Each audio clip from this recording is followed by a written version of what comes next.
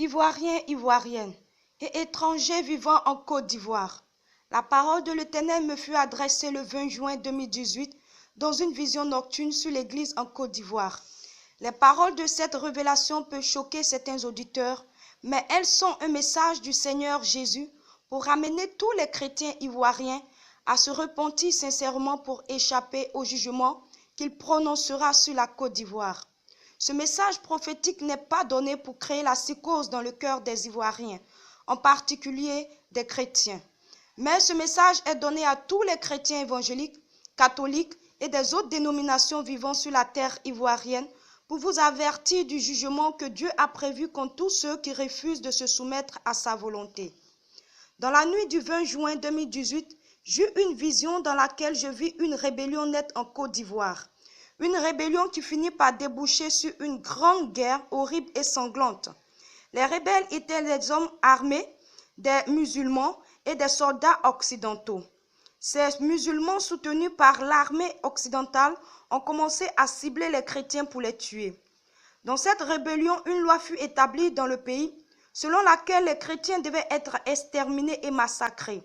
Je vis partout en Côte d'Ivoire ces rebelles sortis dans les rues pour traquer les chrétiens et les tuer. Ils avaient des armes blanches à la main, des machettes, des couteaux, des haches, des gourdins avec des lames tranchantes avec lesquelles ils égorgeaient, décapitaient et découpaient des chrétiens. Des coups de fusil se faisaient entendre partout dans le pays. Et le Seigneur me dit à voix audible dans cette vision, « La guerre que je t'avais annoncée, c'est elle qui est arrivée. » Et je vis des gens fuir de partout pour se réfugier. Les rebelles se sont dit qu'ils extermineront d'abord les hommes pour que ça soit facile d'avoir les femmes et les enfants.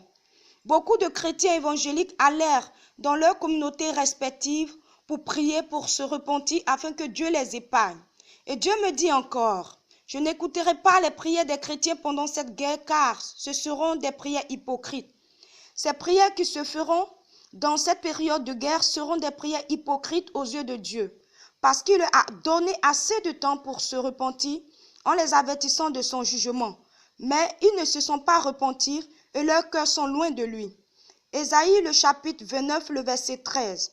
Le Seigneur dit, « Quand ce peuple s'approche de moi, il m'honore de la bouche et des lèvres, mais son cœur est éloigné de moi et la crainte qu'il a de moi n'est qu'un précepte de tradition humaine. » Chers chrétiens ivoiriens, le Seigneur Jésus est profondément déçu du comportement de l'Église en Côte d'Ivoire. L'Éternel a décidé de porter son jugement sur l'Église en Côte d'Ivoire, car l'Église d'aujourd'hui en Côte d'Ivoire est à 99% apostate. Les chrétiens n'ont plus sa crainte, ils vivent dans un grand désordre spirituel. L'hypocrisie, la fornication, l'impudicité, l'adultère, les crimes, les débauches, l'homosexualité, le mensonge, la sorcellerie, l'idolâtrie, la cupidité, le vol, l'ivrognerie, la prostitution, la division, l'envie, la jalousie, l'orgueil de la vie, la luxure, les meurtres, l'injustice, le tribalisme, la méchanceté, la corruption sont leurs péchés quotidiens. Les faux prophètes, les fausses prophétesses et des faux pasteurs remplissent le pays. Ils prophétisent que du mensonge pour plaire à leurs fidèles. Jérémie le chapitre 27, le verset 15. Je ne les ai point envoyés, dit l'Éternel, et ils prophétisent le mensonge en mon nom, afin que je vous chasse et que vous périssiez, vous et les prophètes qui vous prophétisent. Ils donnent des prophéties et des révélations qui viennent de l'esprit de Python, de la sirène des eaux. Ils escroquent des fidèles ignorants en utilisant le nom de Dieu. Ils prophétisent la paix en lieu et place du jugement de Dieu. Ils prêchent la prospérité en lieu et place de la repentance. Ils disent au peuple de Dieu de rechercher les biens matériels au lieu de prêcher sur le retour de Jésus. Jérémie, le chapitre 23, le verset 13 à 14, que je lis. Dans les prophètes de Samarie, j'ai vu de l'extravagance. Ils ont prophétisé par Baal. Ils ont égaré mon peuple d'Israël. Mais dans les prophètes de Jérusalem, j'ai vu des choses horribles. Ils sont adultères, ils marchent dans le mensonge, ils fortifient les mains des méchants afin qu'aucun ne revienne de sa méchanceté. Ils sont tous à mes yeux comme Sodome. Ils incitent le peuple de Dieu à vivre dans le péché de par leur prédication et leurs conseils. La majorité des bergers faiseurs de miracles en Côte d'Ivoire partissent avec le diable. Ils ont vendu leur âme au diable et enseignent des faussetés pour un gain honteux. Tite le chapitre 1, le verset 10 à 11.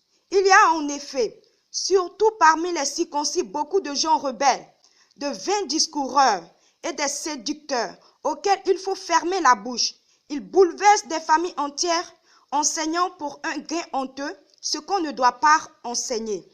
Et beaucoup de serviteurs et servantes du Seigneur Jésus les ont suivis dans leur débauche.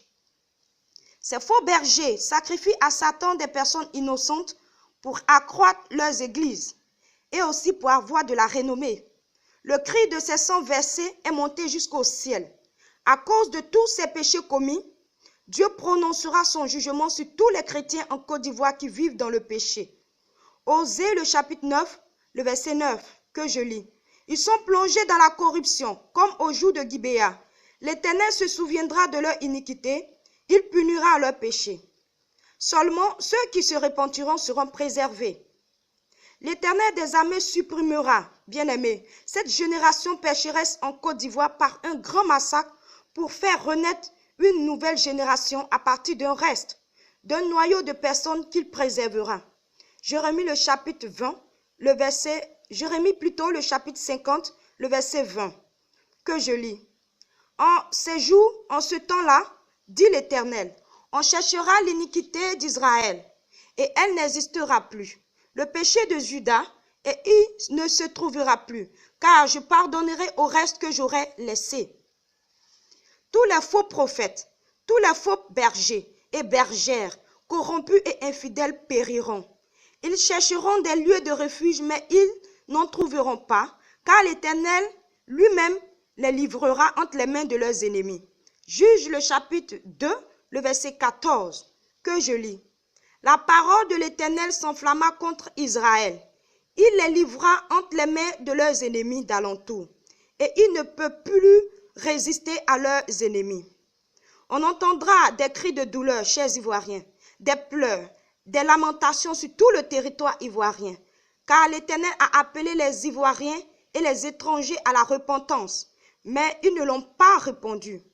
Ésaïe le chapitre 65, le verset 12. Je vous destine au glaive, et vous fléchirez tous le genou pour être égorgés, car j'ai appelé, et vous n'avez point répondu. J'ai parlé, et vous n'avez point écouté, mais vous avez fait ce qui est mal à mes yeux, et vous avez choisi ce qui me déplaît.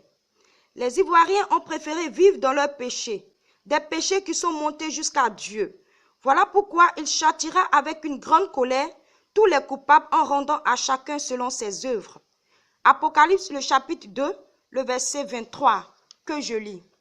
Je frapperai de mort ses enfants, et toutes les églises connaîtront que je suis celui qui sonde les reins et les cœurs, et je rendrai à chacun de vous selon ses œuvres. Ivoiriens, Ivoiriennes et étrangers vivant en Côte d'Ivoire, repentez-vous, abandonnez vos mauvaises actions et tournez-vous vers Dieu de tout votre cœur pour trouver grâce à ses yeux. Celui qui se repentira sincèrement sera épargné, mais celui qui ne se repentira pas, je vous dis, celui qui ne se repentira pas périra.